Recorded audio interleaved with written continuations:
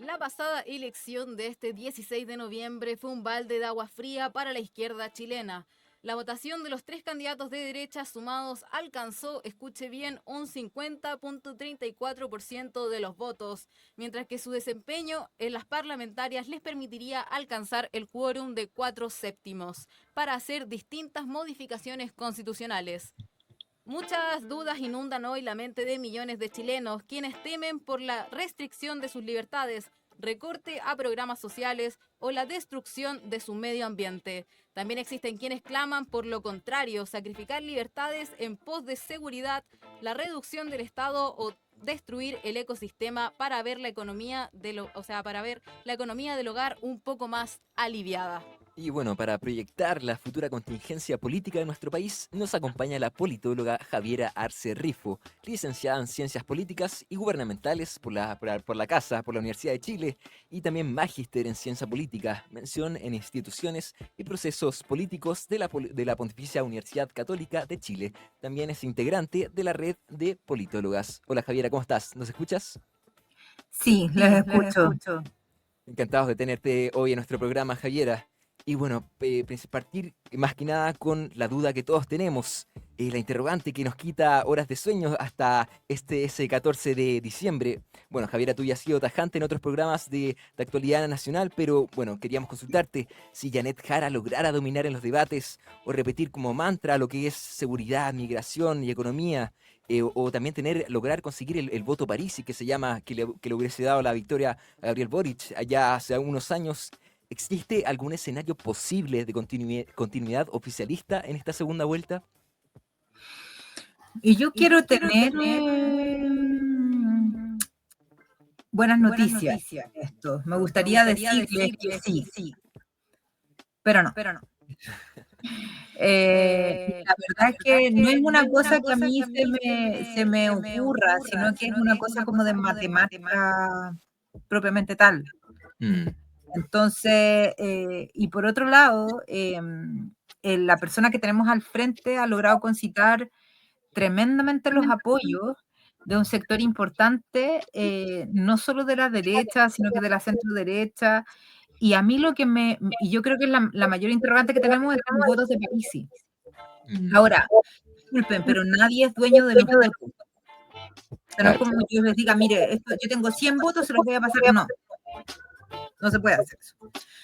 Y eso tiene que ver con temas de cómo hacemos el enganche a estos votantes, pero un poco leí una columna del Richard Sandoval ayer que me hizo mucho sentido, que hablaba de no rotear a los votantes de París, y yo creo que los votantes de París son tus vecinos. Lamentablemente, como no hablas mucho con tus vecinos, no los puedes conocer bien, pero son personas de clase media con ingresos entre 800 y 1.000.000 de pesos, que aspiran a tener más plata y no a transformar el sistema, sino que a consumir más y a tener un buen vivir, que es como todo lo que queremos nosotros. Entonces, yo creo que vamos con ideas muy radicales de transformación y cambio social, eso no va a resultar. Pero matemáticamente esta elección es muy distinta a la que tuvimos el 2021. Porque el 2021 las fuerzas progresistas teníamos más votos, más del 50% entre todas juntas. En esta oportunidad las fuerzas de derecha tienen más del 50%. Y aunque sumáramos incluso todos los votos de París intactos, no nos da.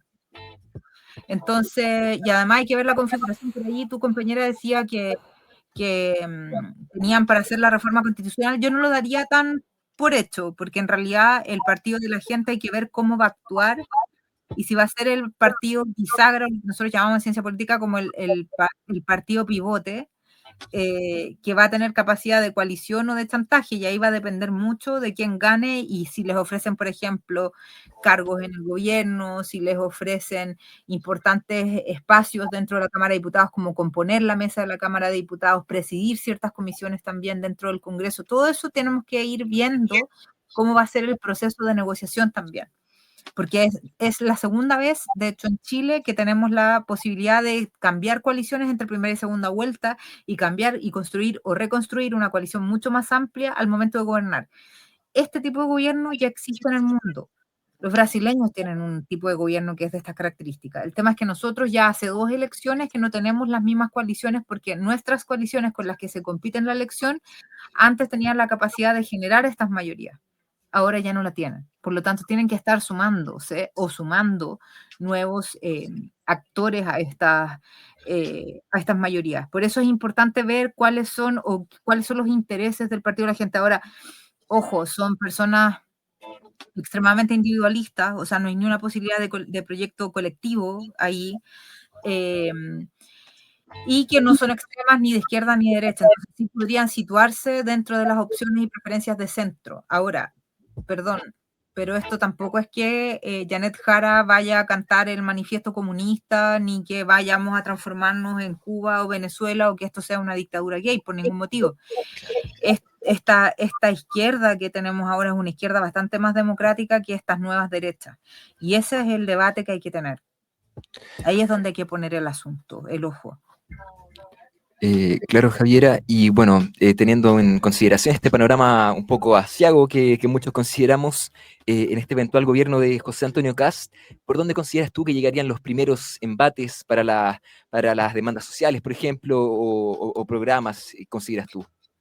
A ver, yo creo que es muy decidor, particularmente en estos procesos de erosión democrática, que ya hay experiencias en varios países del mundo, es que lo primero que empiezan a hacer es perseguir opositores. Con todas las diferencias que yo puedo tener de los estilos de Manucheri y Cicardini, la noticia que escrita ayer por este reportaje por Macarena Segovia y otras periodistas más en CIPER, afirma que el diputado del Partido Republicano, Cristian Araya, le habrían pagado por información sobre el diputado Manucheri. El primer síntoma del proceso de erosión democrática y de esta tercera ola de autocratización es cuando los países empiezan a perseguir opositores. Y eso es muy peligroso. Lo segundo es perseguir la prensa.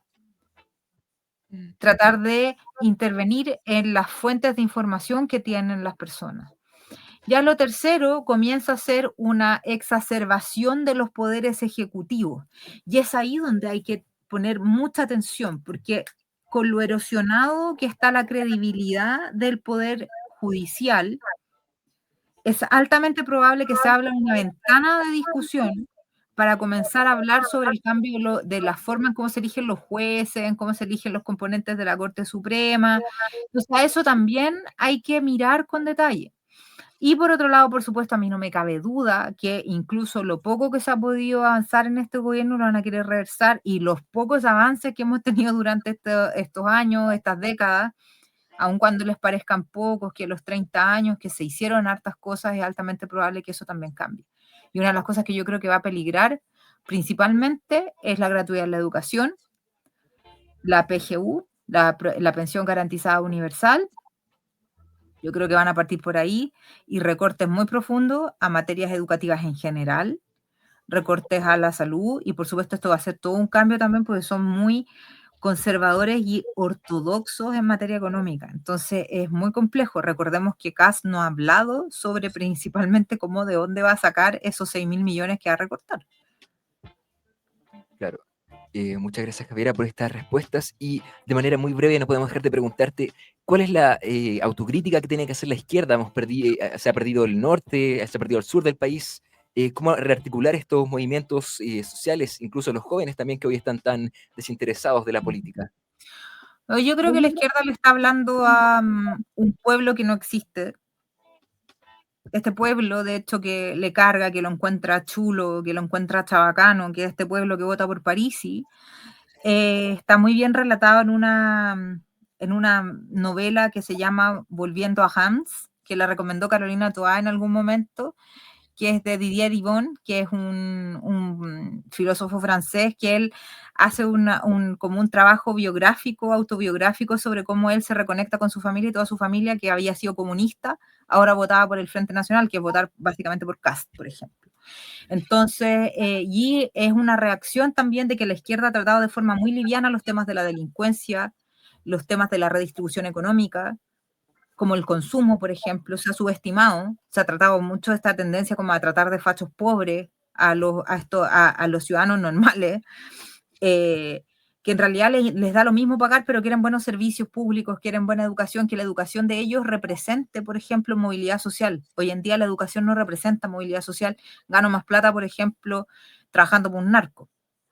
Claro. Entonces, todo eso está en cuestión.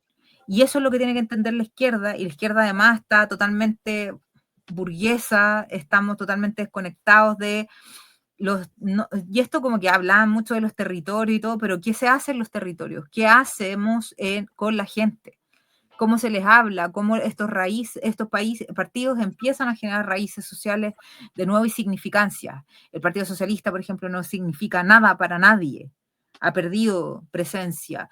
La Democracia Cristiana, el PPD, el mismo Frente Amplio, perdió 5 diputados. Tenían 23, 22, perdieron, ahora tienen 17. Entonces, algo está pasando con los niveles de significancia también de estas coaliciones políticas o de estos partidos políticos progresistas que no le hacen sentido a la gente. Claro. Bueno, y con ese incisivo análisis, Javiera Arce Rifo, politóloga de la Universidad de Chile, nos comenta todo lo que vamos a tener que estar esperando estos quizás próximos 4 años. Un Javiera, honor, muchas gracias por un habernos honor, acompañado. chicos. Que estén bien. Adiós. Muy bien. Hasta la próxima.